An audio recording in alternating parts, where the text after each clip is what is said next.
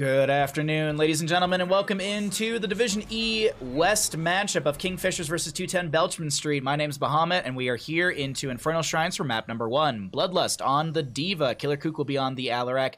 Skippy is going to be on that Tychus. Billy Bob Joe on the Malfurion, and Leroy Gankins on the ETC. Over in the red, we're looking at the members of 210 Blechman Street, and for some reason, their ticker name is 2560. Asterix will be on the Joanna. Slow Cheetah, that's a good name, will be on the Artanis. Arda is on that Brightwing. Lloyd is on the Kel'Thuzad, and Dominator, I think is how you say their name, is going to be on that Asmodan. Let's get into mid lane, check out our level 1s, and see what our first engagement will be. Freak also has plenty of dad jokes. I am sold. When does Freak cast? It's fantastic that LinkedIn works so fast. I had no idea. Yeah, LinkedIn is good for like job stuff, but yeah, other than that, I don't know.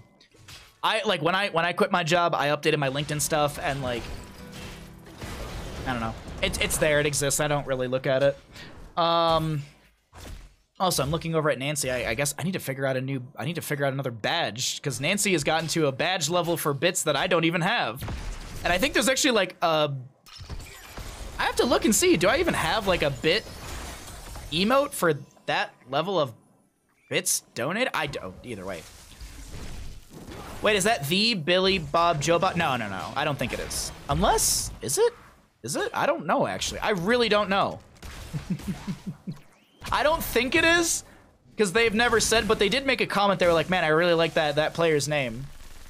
I know I saw Jimmy earlier, so maybe it is them? I don't think so. Let's look. Artanis is going Protector of Ire at level 1 into the Diva. Tychus is going to go the Press the Advantage? That's not right. Yeah, Press the Advantage for the increased auto attack range. I believe that takes him up to a 6.6 attack range. No, it takes him up to 5.5 from 4.5. So a little safer in his range right there to poke onto the enemy side. Joanna coming through. Dunks from Asmodan will be just to poke onto the wave. He's going to laser onto the ETC. Asmodan building out those stacks for the Gluttony at level 1 for cooldown reduction. 0.25 seconds per enemy minion hit, and double that against heroes, so 0.5 per enemy hero hit. So if you hit the entirety of the enemy team, you get 2.5 seconds off of your 10-second cooldown of your Globe of Annihilation. And then keep in mind, if you hit a minion wave as well, you can really jump that up. I can't do the caster math. I was just like 7 times 2.5. I'm too dumb to do that, chat. Someone in chat will do it for me. It's like 1.75, is that right? That doesn't seem right. That does not seem right at all.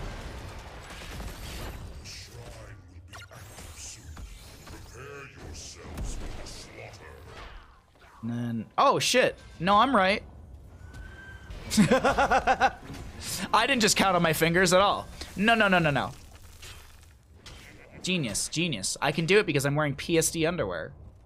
Sponsor me, PSD, please. That's how that works, right? You throw it into the universe and you'll get good news. Baja Freak is not casting now. Wait, why is that good news? I'm confused.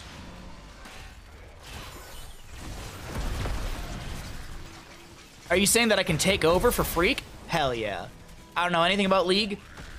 Oh, so you're not missing him. Thank you. Okay, I thought that's what you meant, but I wasn't sure. Either way, big mech explosion, dunk up from Asmodan. We actually have Alarak trying to pull in one, and that is looking like a Joanna kill in favor for the side of our KingFishers. 210 Blechman Street going to continue to dunk in on this Asmodan. Laser onto the Bloodlust Diva, but it's just gonna be her mech. There's a root onto 2. Kel'Thuzad at 10 stacks out of the 30 for the Master of the Cold Dark. But keep in mind, once you get 15 stacks, you have that glacial spike that you can then chain and tether people to, and that's usually where we see some big single target blow up potentials as more stacks are being built. The other thing to consider: 30 stacks for the Kel'Thuzad, 75% spell power increase. Your burst ability becomes devastating, but speaking of devastation, Punisher will be summoned by the side of KingFishers, and they will push in with their 7 talents here, albeit for a second or two, into this bottom lane port front gate. I was surprised too. A good friend of mine tried to tell it for a couple days. I had a dozen messages, most of them from recruiters. Yeah, there's a lot of recruiters on LinkedIn. That's actually like, I remember like I was reading a Twitter post, like someone was like shaming LinkedIn, and then like a bunch of people came through as like, I'm a recruiter and I love LinkedIn because it's easy to just grab people. And hey, maybe I should just swap all my stuff to just be esports on LinkedIn. Maybe I'll get recruited for League of Legends. Because, you know, we're just teaming with Heroes of the Storm esports events, right? Hey, Mitch, how you doing? I'm great. I'm great. It's a good Thursday. We're casting a bunch of games today, and tomorrow is the subathon. Your profile wasn't even complete yet? Damn.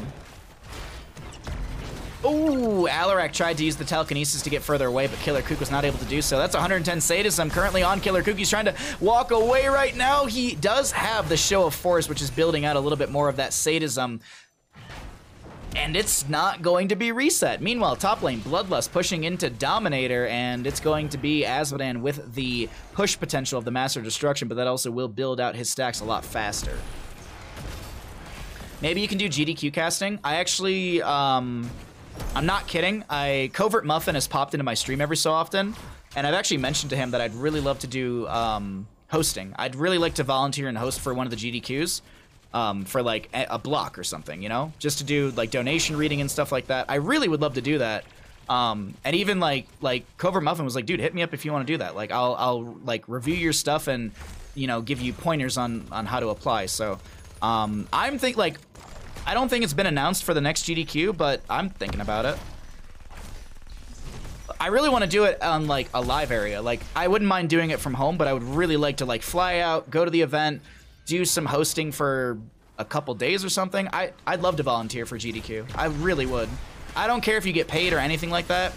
I think that'd be really, really fun to do. Mostly, I really appreciate the GDQ event in general, what it does for people, and what a good cause it is. Anyways, sorry. Tangent.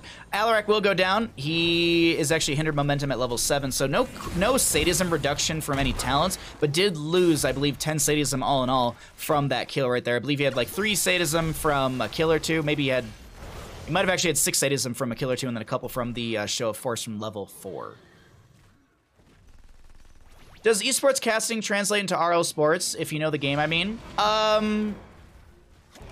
A little bit. There's a lot of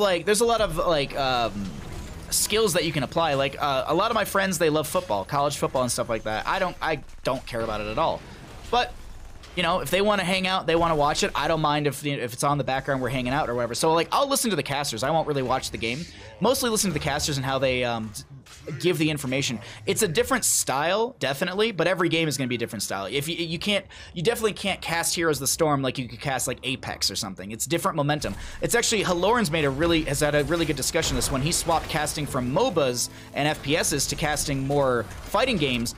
The best way he said it, like, MOBAs, if you look at like how a car, hold on, let's talk about this fight really quickly, and then we can talk about this more in a second. As we have a big heroic from the Kildazad trying to make a play. ETC is able to power slide out with just a sliver of HP. Asterix trying to still make some plays as ETC gets dunked on by the Azmodan, but Alarak will find the kill into the Joanna as this Diva mech is going to fall. Will there be any more kills? Azmodan dunking out into the wave.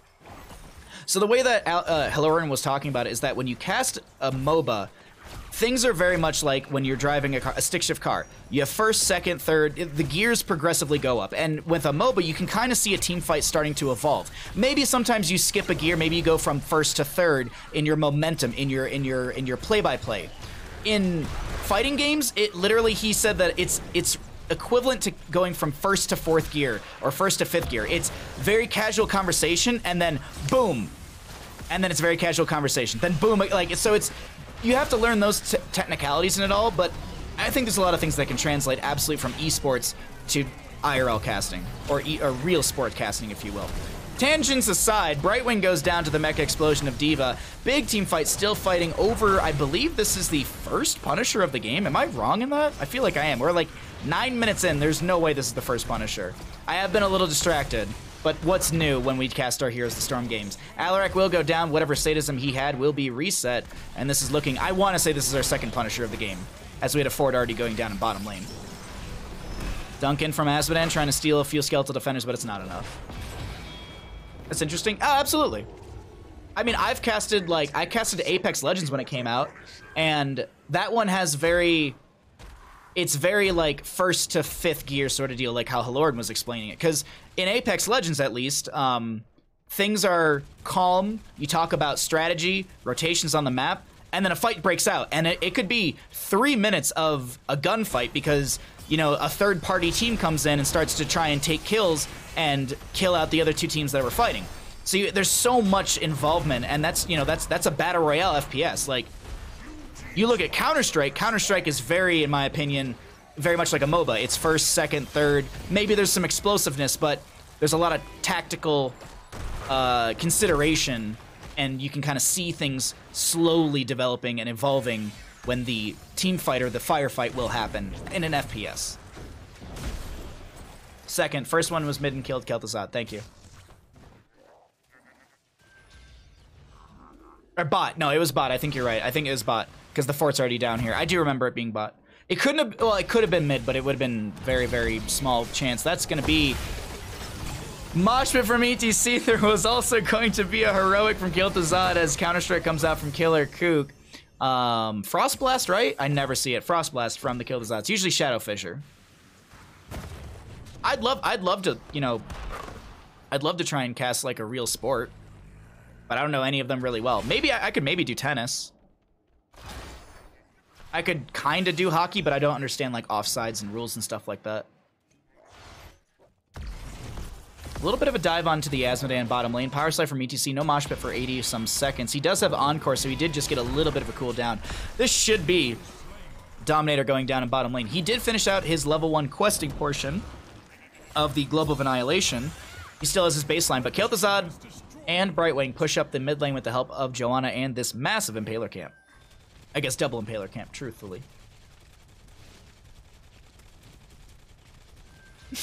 I want to see a football game now where the caster misses a goal because they're telling a story about some rando nearby. What are you trying to say about my casting? I mean, I will say this though, like I feel like in college football that's very much a thing though, because like in college football the casting is a lot more casual because there's so many games, and I feel like casters have to just do a lot of them to be able to, you know, get their way up into some of those major events for college football. And I'm sure there's major college casters as well, but yeah. Anyways, Artanis goes down. That's gonna be a Diva mech falling. Oh my god, Commandeer Odin will be summoned, but it immediately goes down as well. Kel'Thuzad really popping off right now with that with his baseline damage, as well as that increased spell power. What is the Kel'Thuzad damage? Have we looked at talents in some time? I don't, or not talents, but have we looked at damage numbers in a little bit? I don't think so. I want to see Kel'Thuzad 16 before we do this, as well as Alarak, Diva, ETC, before I show some other talents and such. Well, hot damn, it's my uncle, brother, and father, Billy Bob Joe. When your chat cat calls you out about something that you constantly mock yourself for. Oh my god. But it's true, it's welcome to my casting. I mean, this is solo casting.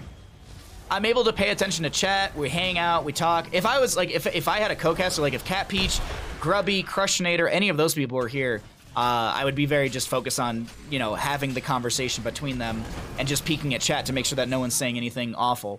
But since it's just solo casting, you know, there's some lulls where you can see what's happening. I don't have to over-explain everything. Kel'Thuzad does get the Frost Blast into the enemy team, does set up the kill into the Diva mech as well as the Malfurion. Diva Pilot is getting chased down by Slow Cheetah. That Slow Cheetah is a little bit quicker than expected, and that's going to be a quad kill for the side of 210 Belchman Street.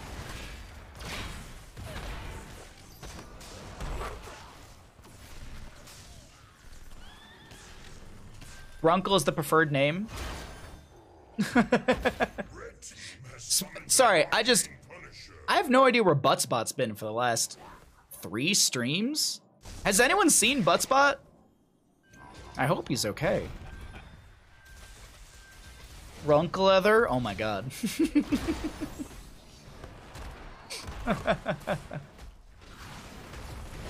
Oh, poor Buttsbot. No, no, don't kill the butt spot. Jesus, it's the best spot in Twitch. That'll be a sad day if like the developer shuts down butt spot and like it never exists again.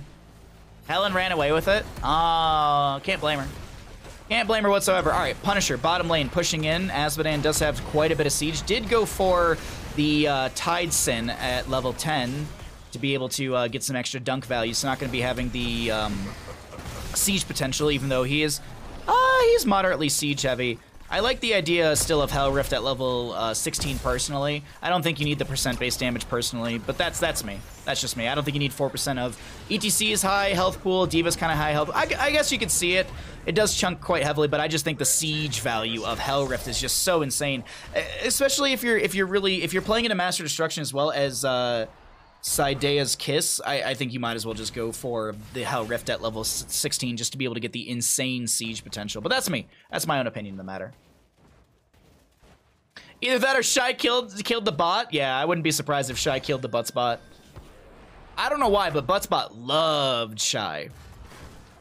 Rest in peace, Buttspot, if you're dunzos. Next Punisher will be mid lane, gonna be a Mortar Punisher. How do we know this? Well, we can use our minimap. It's a free tool in the game. You don't have to pay any DLC money for it, or any money to get the DLC factor. It's here, it's available, and you can utilize it with your cursor by hovering over and finding out what Punisher it is. You can also hover over camps and find out their respawn timers. Left side Siege, minute 19. Right side Siege, minute 4. Bottom lane, minute and 7 seconds. And this is not unique to the Observer client. This is something you can do in your own games. I wish I could use this feature in Dota. Well, in Dota, you have to get the DLC, I believe. I think you need to pay the carrier for a map. Tulip Kisses, thank you for the follow. Glad you're enjoying the content. I tried to play a Dota game once. I quit about 5 minutes in. It was against AI. I was so confused, I was like, nah, I'm good. The core here does too much for him, yeah. What witchery is this? A minimap? I know, right? It's this thing on the bottom right of your screen that you can always look at. Diva does use the bunny hop to try and mitigate the frost blast, but it still spreads to some friendly members, and Kildazad's gonna make big plays off of that one as the dunks come in from Azmodan as well. There's gonna be a mosh pit from ETC. Laser from Azmodan will pop that actually, Brightwing's the one to get the kill. Alarak with the counter-strike. Phase shift from Brightwing comes through. Killer Kook is gonna get chained up. The dunk from Azmodan's anti-synergistic, but it doesn't matter. They still get the kill into Alarak, resetting sadism and finding quad kill all over again. 8 to 17 in kills, and 210 Belchman Street looking to open things up further through the top lane. Same here, not even sure I lasted 5 minutes in the Dota game. I think I was over-exaggerating by saying I lasted 5 minutes, Zig. Oh, Tychus, is he gonna fall? With that swap, he should go down, and we are looking at a pentakill team wipe in favor for the side of 210 Belchman Street. They're going to take a top lane keep, but will they go core? Asterix positioning leads me to believe that it's yes, and with Kiltazad stepping forward, I would assume that this is definitely going to be the case. I actually just realized all 3 keeps have already fallen. They didn't even need that top lane keep. Frost Blast from the Kiltazad comes out. That is going to be a kill onto Malfurion. Mecha Explosion from Diva. It doesn't matter. The core still falls, or still will continue to fall. Azmodan dunking his way through, and that is game number 1 over the side of 210 Belchman Street. GG, well played. I like watching Dota, though. I like watching, I watch the International every year. Well, not every year now, but you know what I mean. I have no idea what's happening. I know that the BKB stands for the Black King Bar, and it has something to do with, like, magic resistance or something. Something like that. We talk about this often on the stream, whatever Dota's brought up. It's like the one thing I understand, like Roshan drops cheese and something else. Magic community, thank you. I haven't touched Dota, I'm glad I didn't. I love the idea of playing Dota. I hate the idea, I hate actually playing Dota.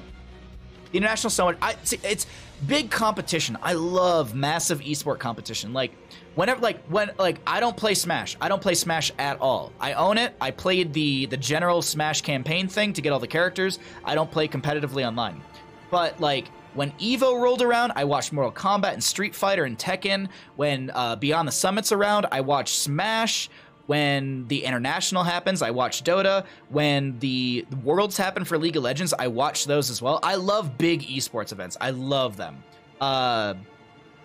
DreamHack StarCraft 2 stuff, I watch that. Like, I love esports. I just love watching esports. I don't understand a lot of it. I can grasp rough concepts, but I absolutely just adore big esports events. 40 million, number one gets like 20 million. Yeah, it's something ridiculous. I'm sure the international still is picking up money. Let's look at this. What is it, like TI 11? Isn't it TI 11 this year? The International Dota Wiki. The International, oh, it's the International 10. October, oh shit! Oh shit, they found a home for it. And it's in Romania. Holy shit, I didn't know. So the last I read about the International, so the TI 10, the last I read about it was that they tried to get into Switzerland? I can't remember. And they rejected the visas, and TI or Dota was like, okay, we're gonna find somewhere else to go. And I didn't look it up or anything, and I'm on the Wikipedia, and it's in Bucharest. Nice. So they're going to Romania. The TI-10, yeah. Currently, the prize pool is $40 million and some change. Let's look at the prize breakdown. I'm curious. Is it 50% for first place? China, region representation. Qualifier statistics? Oh god, these are just the stats on the characters. North America, no, okay. I'm sure if I just go to the website, that'll have it. Links, home website. From last year was 45.5, so just about 50%. Okay. The main event starts. Holy shit! Wait. Oh, sorry. This is the. It's 2019. I was like August 20th to 25th. That's like tomorrow. I got all excited.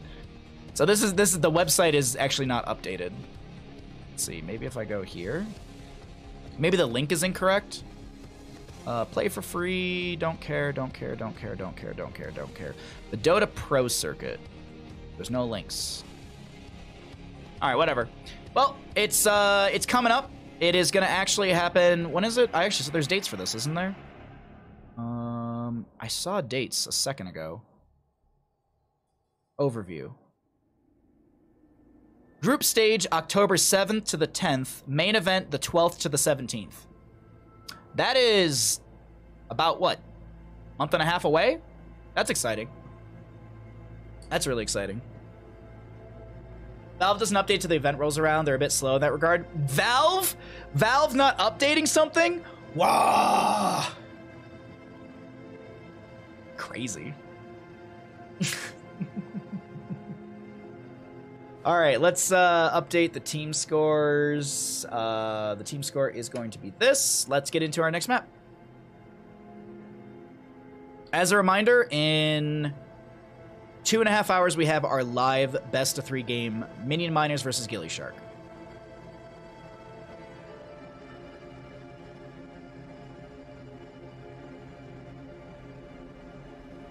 Baja casting International. Am I allowed to? I'll do a Dota co-stream if they let me do it, and it'll be trash. All 6 of you will come by and hang out.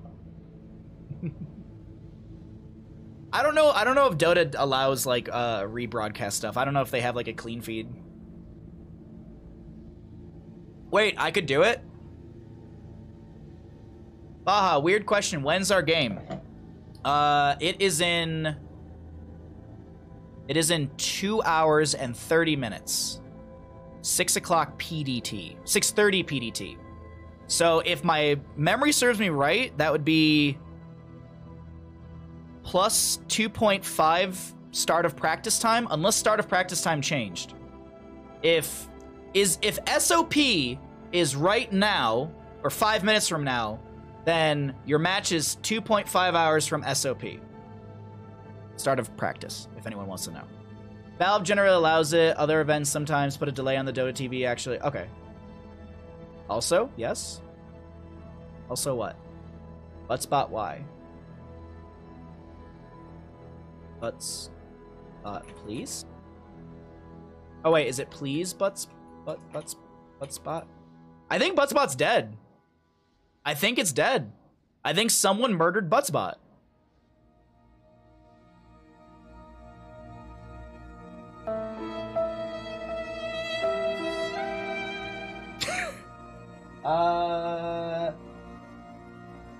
I blame Shy or Helen. I would never blame any of those sweet, sweet baby angels. Okay. I think it's time to get into another game, ladies and gentlemen. Let's get into our next map. We're going to head to Braxis Holdout. I will keep that in mind. Honest to God, Mitch, I will keep that in mind. Maybe we'll do, like, for funsies, maybe we'll, like, watch a Dota game together and just sit here and go, I don't know what's happening. It's always the way I join stream, Buttspot dies. Oh, no. My vote is for Shy. Oh, no, Nancy. Suspicion. They haven't been around since it went down. Shy was here yesterday. Nancy, or not Nancy, excuse me. Helen was here yesterday as well. Helen swung by and said hi yesterday. Explosions, people are dead, stuff is weird. Can they buy back? I think you just summoned, I think you summarized casting Dota in a very, very nice, concise manner. All right, everyone, I'm going to push the start button. Let's get into game number 2. I'm sure people want to watch this game. Let's get into it.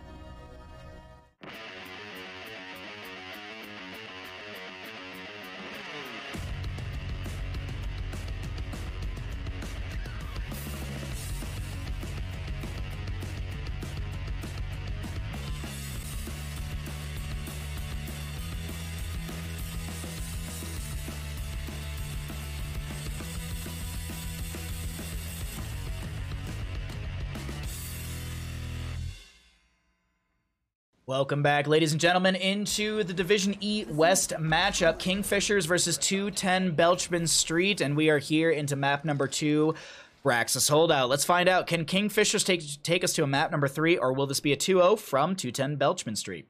Bloodlust on the Diva. We'll be having Mephisto played by Killer Kook, Billy, Bob, Joe on the May, Skippy on the Brightwing, and Leroy Gankins on the Orphea. Orphea, if you're Kagiri. On the right-hand side, we got the members of 210 Belchman Street trying to close things out in a 2-0 fashion. Phoenix, where's Meebus? Phoenix to be played by Dominator. Why do I not look at the dress beforehand? Asterix will be on the Johanna, Slow Cheetah will be on the Thrall, Arda on the Lily, and Lloyd on that Kael'Thuzad once again. How has HOTS been anyways? I haven't played it in a super long time. Is Blizzard still taking care of it? Blizzard is in a current awkward state. There are developers for the game, but things have massively slowed down as of hero releases, patches. You know what? We had a slowdown on patches, but then we've been having monthly patches. Like, we've had one patch every month for quite some time now. Right now, we actually sit in the most awkward spot in the sense of we haven't had a patch for August, if I'm not mistaken, so I wouldn't say it's awkward, but it's just kind of like everyone's kind of expecting it. Everyone's like, okay, where's the patch? When is it coming? It should be here soon. So, at Crushinator on Twitter, because he told me there will be a patch this week, and it's Thursday, and I don't think we've had a patch this week yet. So, at Crush on Twitter and tell him he's wrong. Or go to his Twitch stream and tell him he's wrong for me. Blizzard's taking care of some things.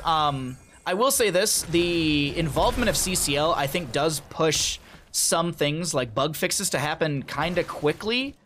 And by kind of quickly, I mean sort of quickly. Like, some things don't get patched for 80-some days. Some things get patched within a couple days. There was actually, like, a bug onto a hero. I can't remember what was the... There was a bug most recently, and I can't remember what it is off the top of my head. And Blizzard patched it fairly quickly. But, like, Falstad had some bugs on his... W build, and that wasn't patched for like 90 days. So, are they working on the game? Yes. At to what rate? A lot slower than what we were used to in the past. I'm just happy we still have developers. I'll take that. I will take the fact that we still have people who work on the game. That is, I will take that. That is a W in my book. What also is a W currently is the members of KingFishers with the channel potential on this objective phase. Diva buying as much time in this top lane as possible. Skippy comes in with the phase shift. Slow Cheetah on the Thrall trying to put pressure into this enemy team as Phoenix is going to get chunked a little bit here. Slow Cheetah is going to get forced away. Has to use the Wind Fury to back away faster. Pops the Hearth afterwards, so a little overlap on abilities, but not the biggest deal in the world as Diva and Captain Skippy hold the top lane consistently. Yes, yes, yes, yes, yes, yes, yes. That one was actually patched really quickly. So Diva had, not Diva, excuse me, Jaina had Ice Flows at level 7, where basically if you had a chilled heroic target, you would get cooldown reduction on your Cone of Cold. What was happening was it was giving you the proc on the cooldown anything. Structures, minions, obviously heroes. So Blizzard fixed that with, I want to say, within 5 days, we had a hot fix on that, and it was before CCL that weekend. So, in my opinion, and maybe I'm tooting my own horn, maybe I'm a little too proud of my own, you know, esports thing I've worked on. I think CCL does help a little bit with priority on fixing some things, as we do have a fairly large competitive scene, or at least fairly large competitive esport event. That's just me. Maybe I'm biased, but it is a licensed tournament through Blizzard. It's not like, so if anyone doesn't know this, you have to get licensure to do tournaments with large prize pools. That's why if you've noticed, anyone who's doing like Pokemon Unite stuff, prize pools are like under a couple $100 because Nintendo rights and tournament licensure and stuff like that is a thing. Spaghetti Code, CCL still running strong? Absolutely. Season 3 is announced, and more details will come soon, TM. Keep your eyes peeled to the Twitter, as well as to the website for blog post updates on Season 3 information. But yeah, CCL still going strong. We've had 2 amazing seasons, with fairly large prize pools on both. Did you get them all? I don't mean any offense. I just want to be sure. All right. Sorry, I was just finishing up my tea really quickly. So 6 up on both sides, waiting to see what any other engagements will look like, if we even have any other engagements. It doesn't look like that's going to be the case for the top lane. First objective phase will expire, and siege-wise, they're going to come out on top of the side of KingFishers, with that Zerg wave taking down the fort front gate, as well as about 25% of said fort.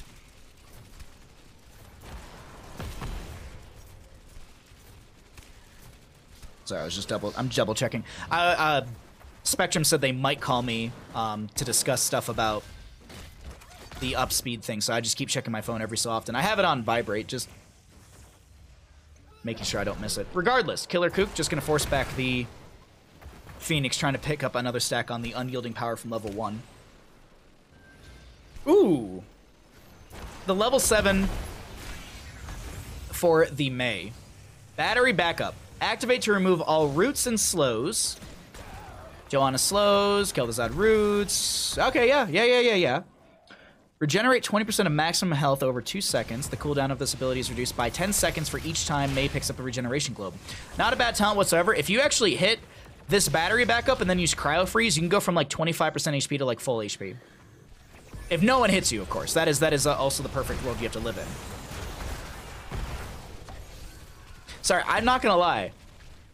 I'm kind of excited to try and do like a Dota cast for you all. I think that'll be really, really fun. I think that'll be fun. We'll get some popcorn. We'll have some beers. We'll hang out. We'll do that. We'll do that for one of the TI days. I'll look it up and I'll figure it out. But we'll do that in October. And then of course October we're gonna do a lot of spooky games. We're gonna rebeat Resident Evil Village with a buttload of mods, like a buttload of weird mods, like a mod that makes Lady Dimitrescu's hat increase every single time you look away and back at her. And it's permanent. It's not like it goes away. It just constantly increases. I've seen the mod online. It's very, very funny. And there's a bunch of others that I know of. So we're going to mod the hell out of Resident Evil Village, and we're going to play it with a bunch of cheat codes for funsies.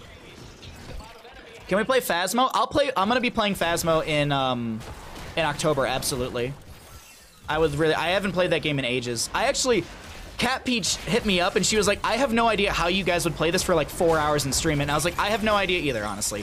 Kel'Thuzad trying to find a chain off the Diva into the enemy side. 21 stacks on the Master of the Cold Dark as the Mecha Explosion will be used. Leroy Genkin's at full HP trying to chomp her way into Asterix with this Orphea and manages to do so. That'll be the second kill of the game, but in top lane, stuff happens. Yeah, we can do like viewer, some viewer Phasmo games or something like that. I don't know, yeah. You know what you do with the ghosts and Phasmos? You go into the house and you sing to the ghost and see if it attacks you. Yeah, no, see, I am the coward who sits there and screams and then dies and then continues to scream. Oh, is that what happened in top lane? I completely missed it. I went into top lane and I swore I still saw Phoenix fighting Mei. So weird.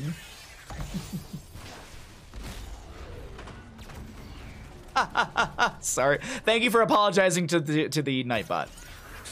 Second objective phase channel is coming through. It's a planet cracker for the Phoenix, so he'll probably use that to clear the wave and not do actually any damage in a team fight with it. That's my assumption, honest to God. There's no like sassy undertone with that. I honest to God think that the Phoenix Planet Crackers grabbed here to deal damage to the enemy team Zerg Wave.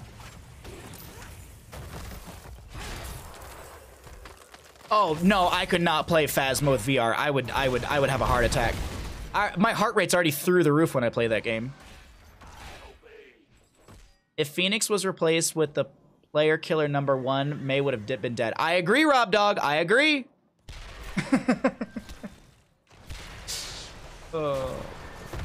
Let's see. Thrall is very, very quest heavy right now. Didn't go for the quest at 4. A little sad about that, just for my own personal reasons.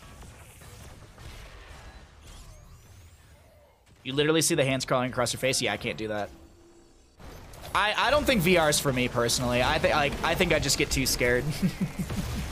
Huge Frost Blast from the Kill Dazat, but there's no follow-up damage. Arda's able to use the jugs from the Lili to keep a few friendly members alive or sustained up for this engagement. Little Blizzard from the May coming out. Durance of Hate will go out and spread to 3 members. Kill Dazat steps in to try and get some chain value. Does manage to put some pressure on the enemy team. Brightwing will use the Emerald Wind to force back the enemy side. Zergwave looking very good for the members of our KingFishers, and Asterix is caught between an Orphea and a Mephisto. Will go down. Another chain out from Kill Dazat, building out that Master of the Cold Dark. 25 out of 30 stacks. Has the Glacial Spike, but the big thing, 75% spell power. Double mages again, Keck W. It's working. All right, Zergwave will be mostly in favor for the side of... Oh, wait, there it is.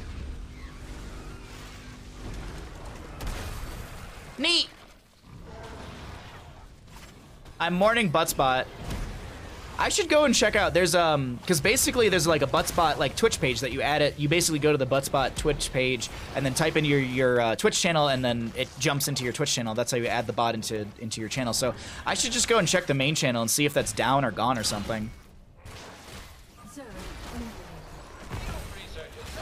I'm actually I agree, Nancy. I'm kind of mourning the death. Like R.I.P. Buttspot, the best bot ever.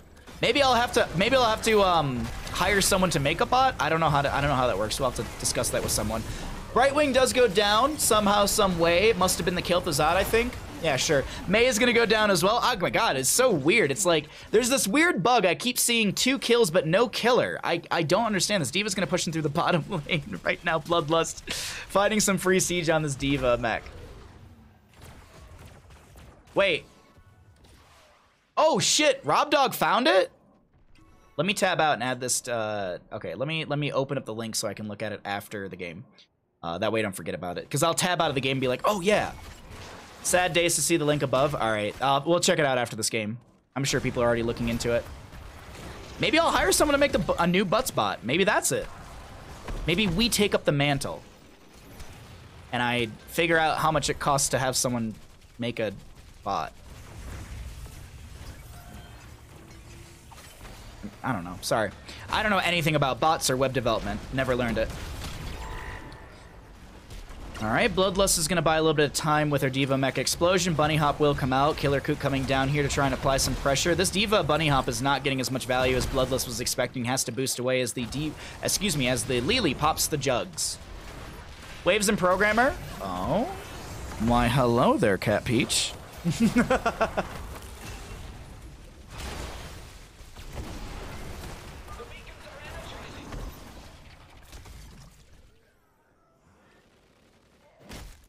Top lane does have still the camp pushing in. Oh, Planet Cracker from, okay, that's, okay. All right, that's a Planet Cracker.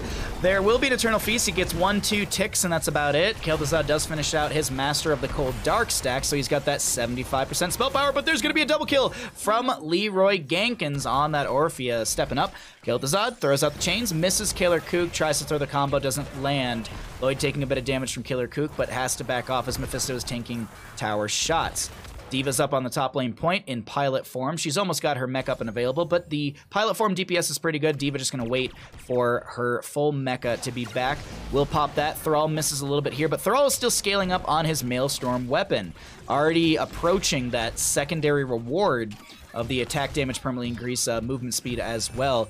Ooh, phase shift into this top lane. Thrall is stuck, and he's going to try and win Fury to get away. Gets the regeneration globe for now. But I don't think you can out-dip, dive, and dodge this Orphea Brightwing combo, and that is going to be a kill into Thrall top lane as D.Va gets back onto the point. Mei still holding bottom, looking like a good Zerg wave for the KingFishers.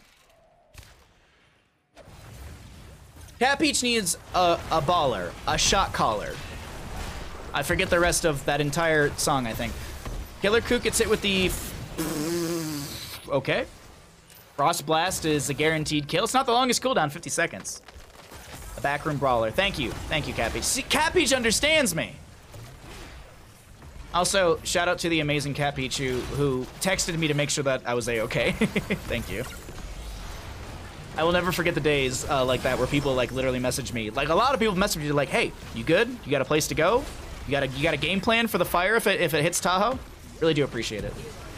It's things like that that really make my day. So thank you. Kel'Thuzad will go down. D.Va mech is going to fall. Sundering from the Thrall comes out as well. Joanna steps in. Doesn't have Blessed Shield for another 15 seconds. Planet Cracker's available from Phoenix, but will it even be used? No. Warp in. There's going to be a priority into D.Va. Sustained damage will be there. Fadeaway shot as Phoenix finds the kill. Fire season is scary shit. Yeah. Winter is not as scary. Like, yes, avalanches are a thing, but the Forest Service is really good about managing that. It's very rare when there's an avalanche in Tahoe. I've lived here for 4 years. I've been coming to like ski here since I was a kid, and the only avalanche that I've actually heard of in the past recent years was actually the one a couple of years ago over at, I want to say it was Homewood, which is on the west shore of the lake. It was a small avalanche that caught someone in it. Might have actually been a different resort, regardless. Or it's Sugar Bowl, I think. Kel'Thuzad Frost Blast comes out, won't find a kill. Does zone back the enemy team. We will see the Jugs from Lily come out. This is a lot of damage onto Leroy Gankins, who's trying to back off. Does manage to get the dash, if you will, from the endpoint of her Shadow Waltz. Slow Cheetah taking a lot of damage here. A little too much damage if I do say so myself. But Kel'Thuzad gets the snipe onto Orphea with the Death and Decay. Is it normal for Joe to pick that level 4 talent? Absolutely. Subdue? Absolutely. Absolutely. Because here's the thing with Subdue. It doesn't matter if you... I think a lot of people say like, oh, you'll never hit 4 heroes. That's not the thing. That's not the value. The big value is the 80% slow if you hit 2 heroes. And on a map like this, where a lot of enemies are going to stack up around the objective phase, this is definitely a place where you're going to get that 80% slow value. That paired into the Kel'Thuzad and the Phoenix and the Thrall allows the sustained damage of Phoenix and Thrall to come through and Kel'Thuzad to set up a lot more wombos. So absolutely, you slow the enemy members by 80% for what, 2 seconds? I need to actually look at this. I don't know off the top of my head.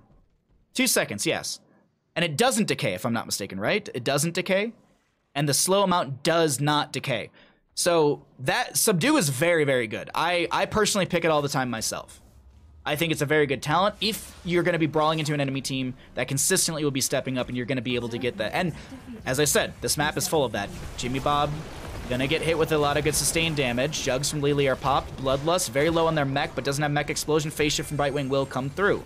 Jugs will end from Arda, trying to keep some members up. Dominator backing away on the Phoenix as he doesn't have any more shielding. Sundering from the Thrall will come out. Blessed Shield was used by the Joanna. A little overlap on those heroics. The Slow Cheat is able to get out of the mech explosion before it even touches the heel of this orc. D.Va stepping up to the fort, trying to take this down to open up more space. Ice Wall from the Mei will come out. D.Va, pilot form, gets the pew pew pew value from level 13. No good to go for the pilot form, and that pew pew pew will get them the fort through the bottom lane. Sorry, just making sure I wasn't missing any other tooltip stuff on that. Big, massive, ultra, humongous double kill for the side of 210 Belchman Street. Can they find Billy Bob Joel? Looks like that's the chase potential. Icing gets Mei out, but Thrall utilizes the Wind Fury, misses the Wolf, goes for a poke on the Chain Lightning, doesn't find the kill. If you aren't getting kills with Subdue, probably take another talent. That's fair. Just make sure you don't give up the Iron Skin talent if you need it more. That is true. That is very true, Stark. I would agree with you. Yeah, there is the Iron Skin talent that was moved from level 1 to level 4, if I'm not mistaken. Oh, let's break the game and find out. Sorry, I'm breaking the game really quickly. Yeah, hold your ground. So you can, like, Eternal Retaliation is great as well. But Subdue and Hold Your Ground are probably the two that I most often consider. And it really depends on, I feel like, what you're playing against as well, against the enemy team. Do you need that sustainability in your Iron Skin? Do you need the slows? Here, I would agree with the slow pickup. Because as I said, you're only amplifying the Phoenix, Kel'Thuzad, and Thrall throughout that level 4. Ooh, I thought that was going to actually hit onto Asterix, but not going to be the case. Bottom lane has a massive wave coming through in favor of 210 Belchman Street. The map is in favor for the side of KingFishers, but it kind of feels like the pieces are falling apart. Sundering will be utilized. That will confirm the kill onto D.Va. A 70-second cooldown for a kill onto a D.Va for 60-second death timer. Absolutely, you go for that. You absolutely burn that heroic for that single kill. Very worthwhile, very well played. Thank you for explaining. My pleasure, my pleasure. Questions are always welcome here. We are a chat of discussing and learning. Unless we want to talk about Phoenix talents, there's other channels for that. Get the fuck out of my... No, I'm just kidding. Why the Phoenix hate? Because I'm on a mission. I'm on a mission from God. Orphea will use the Crushing Jaws, but it's a little too early and won't be able to get the sustained zoning that they're looking for. Frostblast will connect on to Brightwing. She uses the Soothing Mist, but still Orphea goes down. Boss will be channeled, and that will also be Zerg Wave coming through top lane. Boss should go into top lane as well. The Archangel should prioritize the weakest lane, or the strongest lane, and that is top since there's still the fort. No fort in bottom lane. But here's the thing, Zerg Wave, 94%. I actually thought those were perfectly timed out, but Killer Kook gets on the point in time. Thrall will clear out this camp. Phoenix dead for the next 40 or so seconds. Orphea down for 38. Forgot to use Emerald Winds. It might have been a misplay. They might have gone for Soothing Mist, but they might have gone for the Emerald Winds, but just completely whiffed and went for Soothing Mist instead. I know that's D versus R, but some people change their buttons around. My best friend, one of my very, very good friends growing up. I have two best friends that I grew up next door to, and I cherish them both equally. I like Brandon more. Anyways, Jeff would actually he moved trait, so he moved the D activated to T. Because he turned, and I would go, Jeff, why do you have your trait on T? He goes, because T stands for trait, Chris. And that was the end of the discussion. I was like, I can't argue against it. You're right. But he actually just liked having everything in a row, except for the fact that he would use C for auto attack, so he would use his thumb to auto attack things. Very interesting setup. Anyways, so it's a possibility they could have their D on T and pushed T instead of R. It's a possibility. D.Va Mech Explosion dunked into the enemy team. Tries to zone back the enemy side. Does get the kill into Thrall. Zerg Wave and top still available. Kel'Thuzad finds the chains, but since D.Va's unstoppable in the bunny hop, she only just pulls in the pulls in the Mephisto. Kel'Thuzad finds the Frost Blast, but doesn't actually get any sort of setup into the D.Va pilot. D.Va Mecha kill. Turns of Fate comes out from the Mephisto. Planet Cracker's available. Just rip it. It's only, what, 100 second cooldown? So anyways, back to what I want to say about Phoenix. All I'm saying, I'm on a mission from God to try and get his heroics buffed, okay? I think his base kit, pretty cool. His talents, pretty cool. Heroics, they're just they're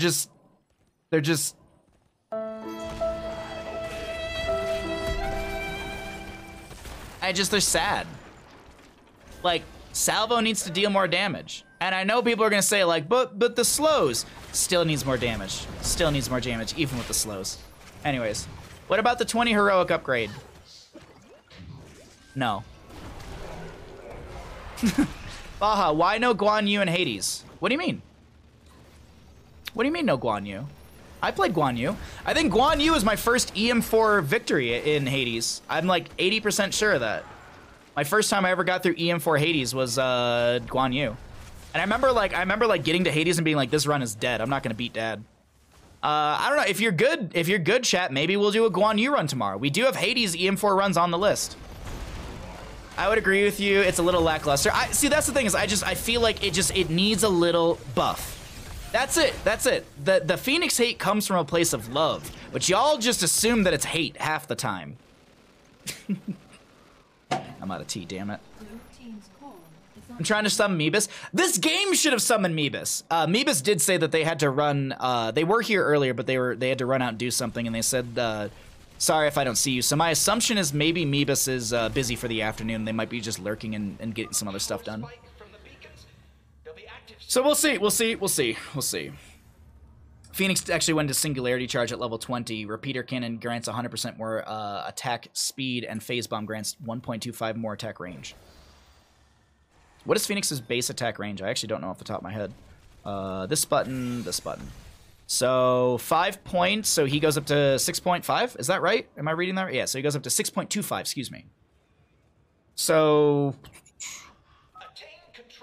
a little bit less than Vala baseline, I believe. Because Vala goes to 7.7 when she has Farflight Quiver, and then at max hatred with Farflight Quiver, she goes to like 8.25 or something like that. There's a kill into Diva. Planet Cracker from the Phoenix comes out, zones back the enemy team. Arda has to pop the jugs. There's an Emerald Wind from the Brightwing. She did go into the Intense Winds at level 20, so she basically has a 5-second cooldown with no mana increase. Absolute insane buff on that talent. We're seeing it more and more in competitive, which I do very much like. Orphea does go down. There's an exposed core through top lane. Can the members of 210 Belchman Street rush to core and end game, or will they go for Zerg Wave? We do have catapults arriving to core through top lane, and these catapults are going to currently deal 968 damage into structures. If you're ever wondering if you're a caster, you can break it down by hovering over that. But while we're looking at stats, May will go down to the Phoenix over this boss area, and it looks like the channel onto the Zerg Wave will be here. Archangel will be grabbed as well. The lone defender of Kel'Thuzad just kind of hanging out. He's not even dancing, not even doing a little dance. No. All right, no dance from Kel'Thuzad. Archangel through bottom lane. It won't pair. Actually, it's going to be late. No, actually, it has a long rotation delay, and the Zerg Wave is actually approaching quite quickly. If you've ever wondered, you can actually see the Zerg Wave slowly fill in the pen. Look at this. Look at this. Look at that. As the charge goes up, the Zergs slowly fill into the pen. There's your Banelings. There's another Ultralisk. There's another Guardian. And instead of looking at that, let's look at the bottom lane push, because the Archangel is just arriving. Zerg Wave right behind the Archangel. Dominator on the Phoenix coming through. 15 seconds on Planet Cracker. Archangel gets its barrage out onto the keep. There will be a Durance of Hate missing. No value from that Unspeakable Horror at level 20 as well for the silence. A little bit of poke from Mephisto. The keep will fall. The Zerg Wave has arrived with the Archangel that's already done the necessary siege for the side of 210 Belchman Street. Is this the core march? Is this going to be game? Let's find out. That's going to be a lot of damage. There's a Sundering from Thrall. A double kill. Actually, it's going to be... There's the double kill. Okay, so Diva Pilot does fall. Orphea trying to get back into the Hall of Storms. Phoenix does go down to the Mephisto, but the core shielding has fallen. The core health is going to be eradicated, and it's game 2 over to the side of 210 Belchman Street. Another 2-0 today, as we have our third best of 3, won by 210 Belchman Street. GG, well played.